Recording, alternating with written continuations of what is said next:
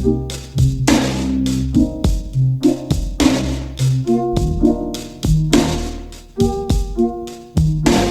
good afternoon. Welcome back, everyone. Trading wise, it's been fairly quiet week. I think we're banging the, as they say, summer markets, August. Summer markets? Yeah, we had some data releases today that I think had a couple of decent moves. Yeah. I think we're waiting mainly on guys in the office have been mainly waiting on doing research on tomorrow. Powell's speaking at Jackson Hole. So we're doing all our preparation on that really. Other than that, it's been fairly quiet. Yeah, I was speaking over the weekend. Yeah, it goes on for a couple of days. Yeah. But I think the statement's the main one, which is usually around 3 o'clock, where you see like a decent move. Then they discuss the statement after that. Yeah, what do you think happened to dollar? Because that's the only question here. Is dollar going to be bearish or bullish? Or do they have a hawkish stance or bearish? It really depends on what he comes out with. So there's like almost like a set of questions that we've done preparation for, and I sent to the guys here, and also when we're building our algorithms to sort of prepare on what he potentially might say. So again, it just depends. So it's just preparing for how he answers those specific sort of questions about cutting rates coming into the next meeting, if he's hawkish or dovish. Yeah, like I said, the guys have been sort of preparing. I hope, Josh and Lee, you guys have been preparing for.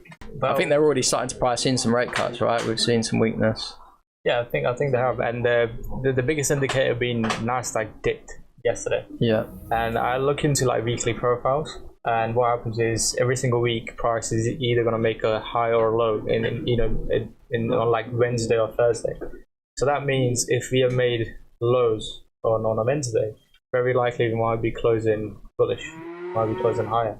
And with that being said, I think that means they would be speaking more on rate cuts, because that's when Nasdaq's going to go higher, right? Yeah. So yeah.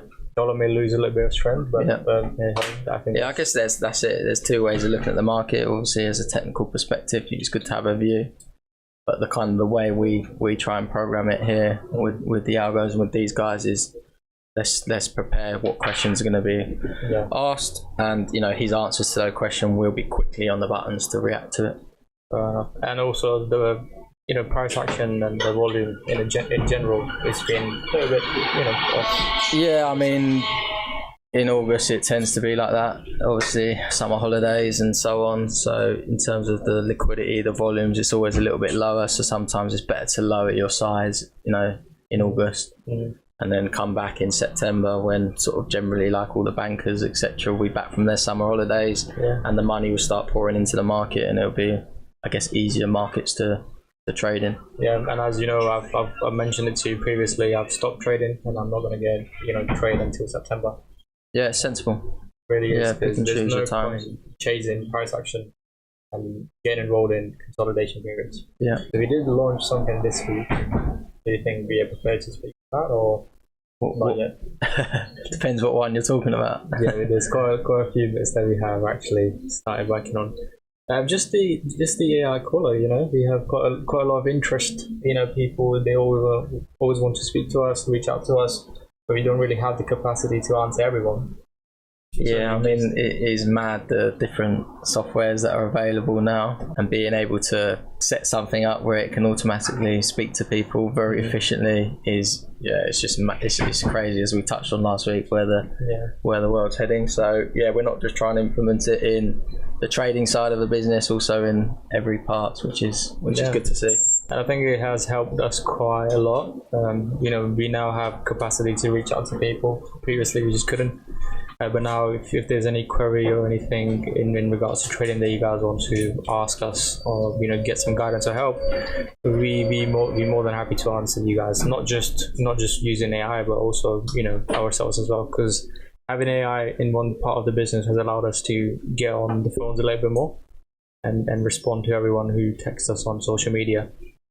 Yeah, I think the thing you've programmed there for different questions in terms of trading and related questions that can be answered through AI is so much more efficient now, isn't it? Yeah, and everyone who started with us on the scholarship program and who've been on our internship, they get to access this macro playbook that we made, and it's all AI based again. So previously we had to wait for our analysts to give us reports, and that would take them hours. They would have to wake up at 5 a.m. just to gather data to give us a report at 8 a.m. Now it just happens with a click of a button. Traders just show up on their desk and log into their platforms, and they just click generate report, and there is. It is mind blowing. It is mind blowing how quickly you can get data through AI now, being able to execute trades a lot quicker based on the analysis that you're given. Yeah, and with that being said, let's just get into a little bit of trading education, shall we? Yeah. So there's a lot of people maybe watching us who have no idea what trading is, who we are. So we're just trying to, help you understand, trading in general. So I have a few questions I would like to ask you, Brad. So first things first is, what is trading? Basically, buying and selling different products. The easiest way of explaining trading is the FX, foreign exchange, where you're going to an airport and you need to change your pounds for dollars or euros. And that is a trade in a sense. You have to pay a commission at the airport to change your pounds into dollars, and that is that's a very simple way of putting out what trading is. Trading started thousands of years ago when the barter system was introduced to the ecosystem. Let's just say I'm a farmer and I have a field of cotton, right? And then let's just say you are another farmer, but then you have a field where you make rice. Now, if I were to get rice, I would have to come with my cotton to you in order for you to give me some rice. Yes. But then the problem back in the days was you may not even want cotton to begin with. So to solve that problem, then currencies were introduced, right? Yeah.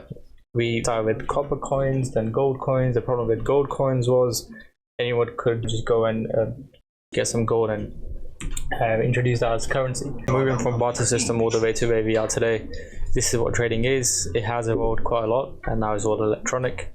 And moving forward, it will be more based on AI and so on and so forth.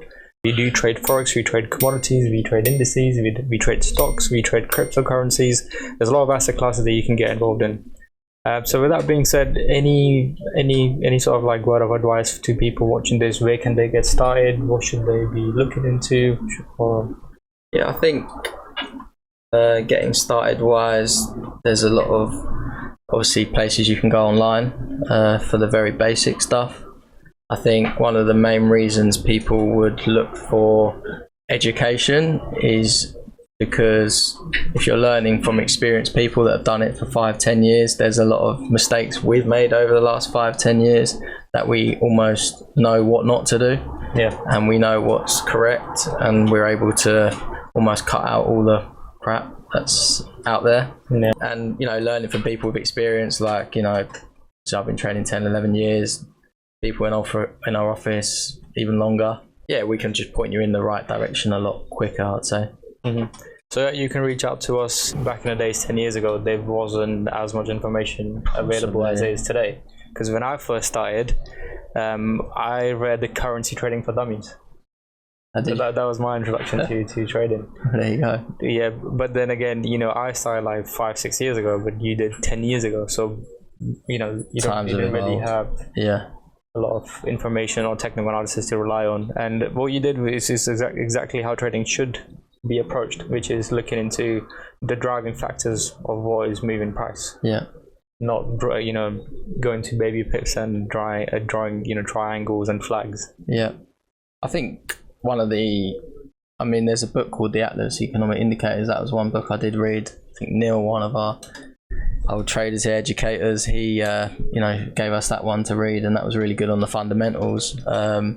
But in terms of getting started, I'll definitely just join our free Telegram channel, and then we're offering a free macro playbook guide for people to get started. So if you do feel like you need to learn the fundamental side of trading, which is what we quite heavy on here, then join up and we'll give you a free macro playbook to basically understand the basics of trading news, and then kind of extend your knowledge from there.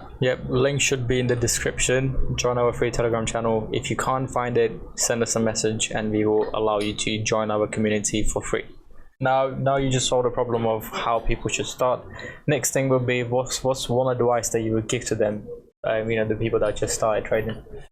So I would obviously start on a demo account, you know, and do that for a while until you feel like I mean, it's all about just being consistent. So I'd be back testing everything that I'm doing, try and look at different strategies, and then work out what's showing the most consistent results. You do that by back testing, and then you're able to kind of narrow down. You might even just find one strategy that works for you. You might only be trading once or twice a week. You don't have to be trading all the time.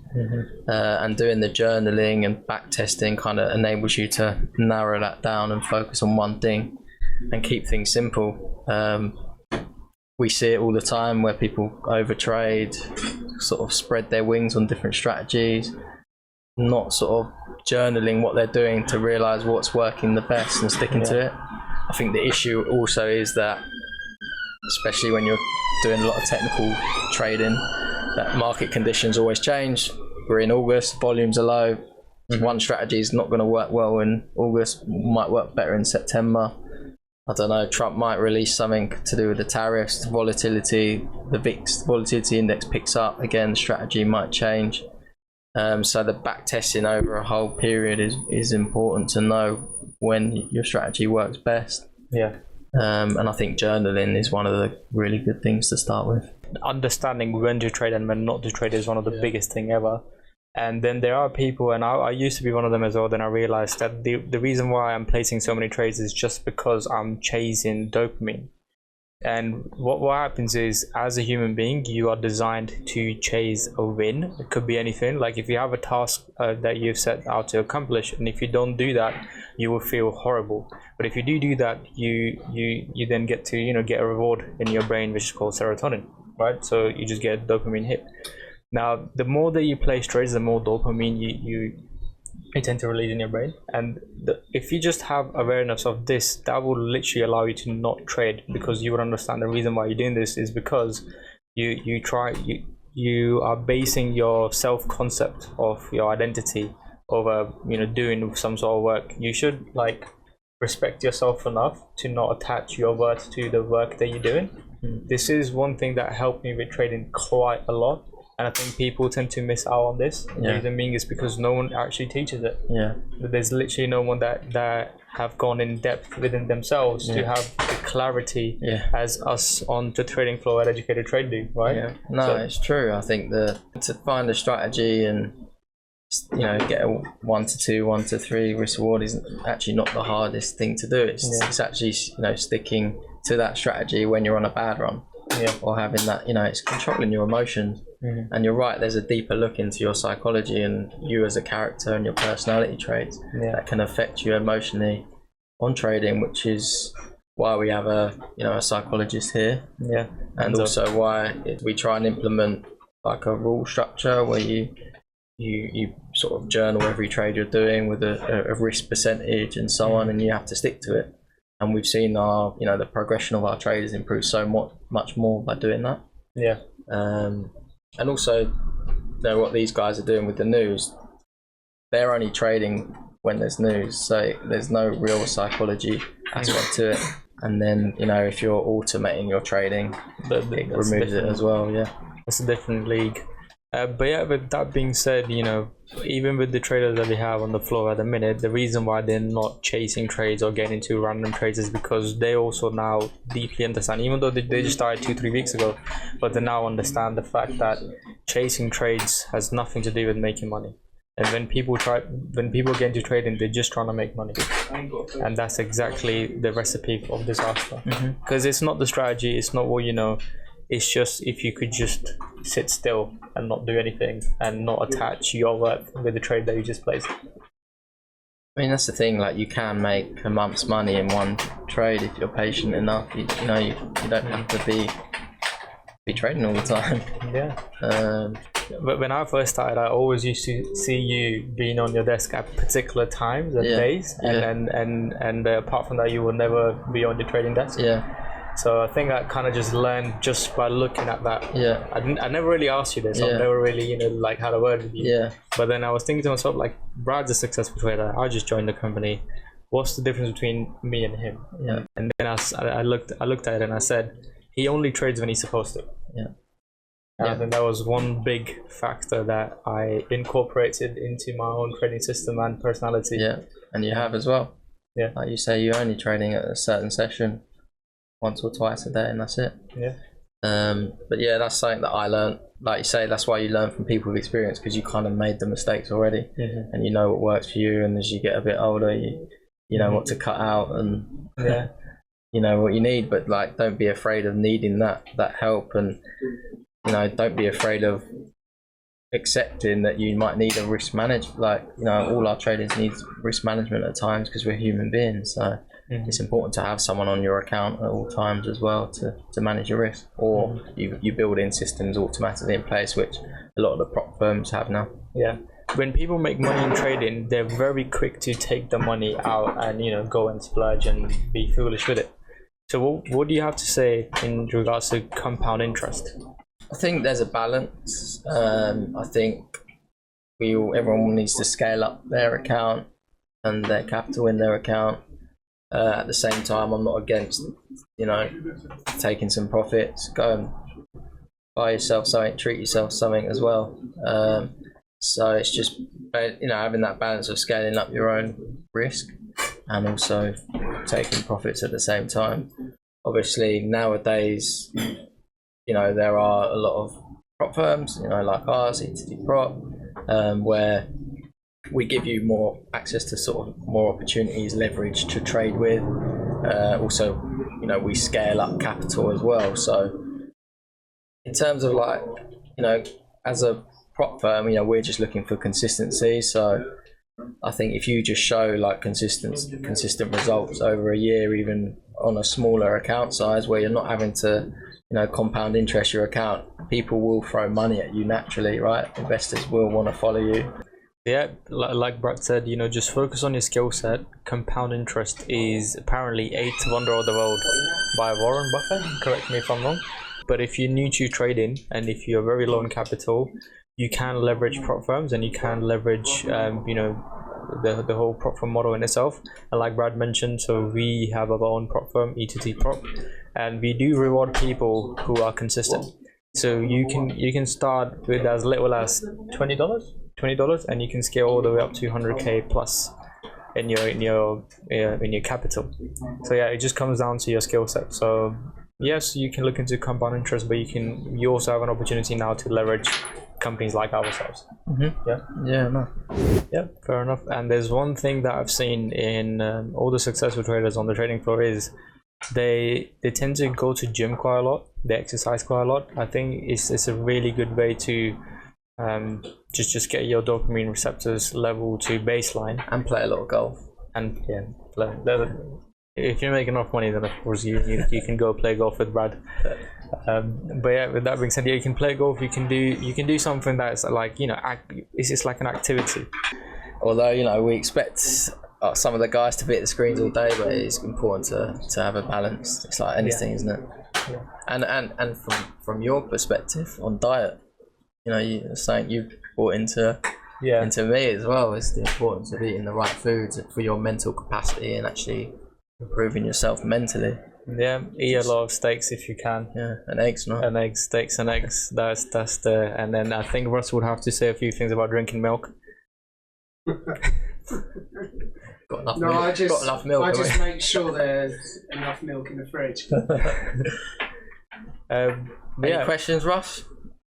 No. Nothing to say, your end? We had a follower. Pretty quiet out there today in the old TikTok realm. Pretty quiet. Any more gifts, boys? No, I'm actually trying to give gifts away now. It's like a reverse auction. We had our first gift, didn't we? Actual gift the other day. Yeah. None today. Yeah, apart from Finley. Otherwise it's all in-house gifts. Spent a fortune. Spent tenner. Really spent tenner. So it's not a scholarship program anymore. Spend the money to be in. Better go down the road.